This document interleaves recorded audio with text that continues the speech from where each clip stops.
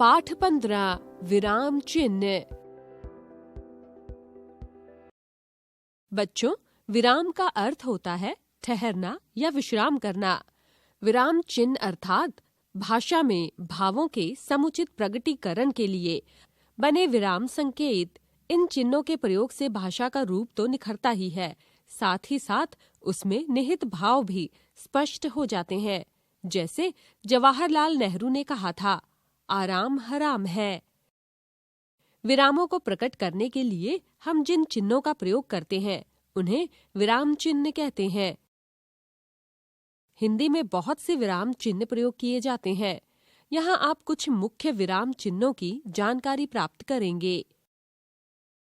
पूर्ण विराम, अर्ध विराम, अल्प विराम, प्रश्नवाचक चिन्ह, विस्मयादिबोधक, योजक चिन्ह, उद्धरण चिन्ह, निर्देशक चिन्ह, विवरण चिन्ह, कोष्टक चिन्ह, लाघव चिन्ह।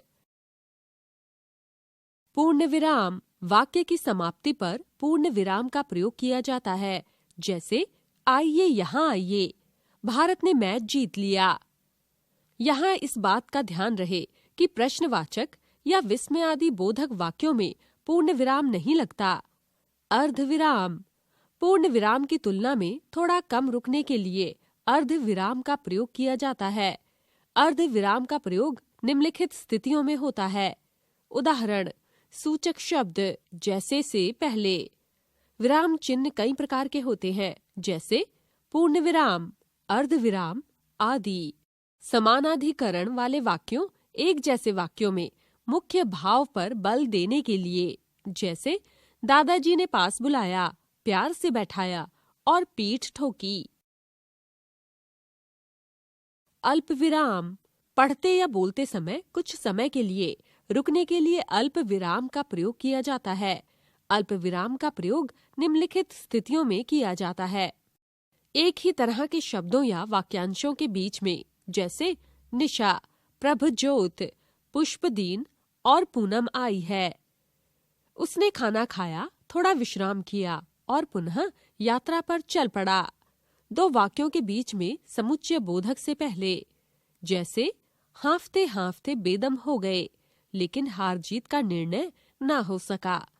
किसी वाक्य को उद्धृष्ट करने से पहले, जैसे श्री कृष्ण ने अर्जुन से कहा, कायरता छोड़ो और गांडीव उठाओ।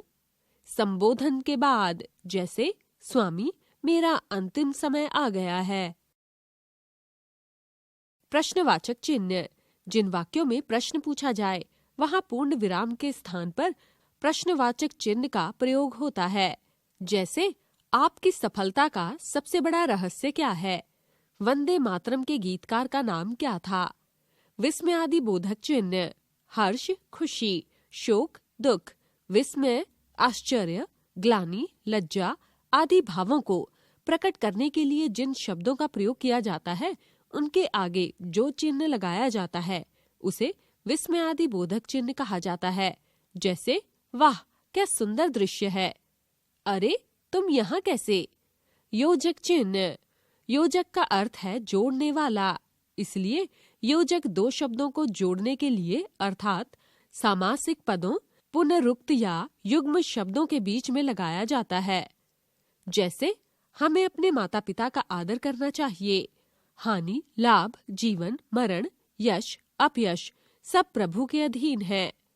उद्धरण चिन्ह, उद्धरण चिन्ह दो प्रकार के होते हैं, इकहरे उद्धरण चिन्ह और दोहरा उद्धरण चिन्ह।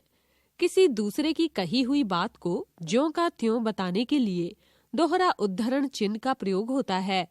जैसे सुभाष चंद्र बोस ने कहा था, तुम मुझे खून दो, मैं तुम्हें आजादी दूंगा। वाक्य के मध्य में किसी विशेष व्यक्ति, ग्रंथ आदि की विशेषता प्रकट करने के लिए इकहरे उद्धरण चिन्ह का प्रयोग होता है। जैसे रामायण तुलसीदास जी की उत्कृष्ट रचना है। भारतीयों को दक्षिण अफ्रीका में कुली कहा जाता था। निर्देशक चिन्ह, किसी के कथन से पहले तथा उदाहरण देने में इसका प्रयोग होता है। आयुष, आज मैं दशहरा मेला देखने जा रहा हूँ। अंशु, मुझे घर जल्दी जाना है। विवरण चिन्ह, किसी विषय को क्रम से लिखना हो तो विषय क्रम व्यक्त करने के पूर्व विवरण चिन्ह का प्रयोग किया जाता है। जैसे रचना की दृष्टि से वाक्य के 3 भेद हैं: सरल वाक्य, संयुक्त वाक्य, मिश्रित वाक्य।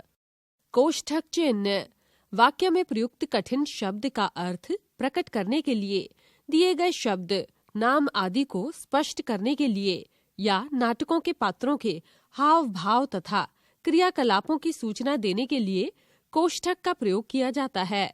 जैसे सततः लगातार अध्ययन करने से हर कार्य आसान हो जाता है। द्वारपाल सिर झुकाकर, राजन संवाददाता आना चाहता है। लाघव चिन्ह किसी बड़े शब्द को संक्षेप में लिखने के लिए शब्द का पहला अक्षर लिखकर उसके आगे लाघव चिन्ह यानी शून्य का प्रयोग होता है। जैसे प्रोफेसर, प्रो, डॉक्टर, डॉ, पंडित, पंडित, पन। हमने सीखा विरामों को प्रकट करने के लिए हम जिन चिन्हों का प्रयोग करते हैं उन्हें विराम चिन्ह कहते हैं।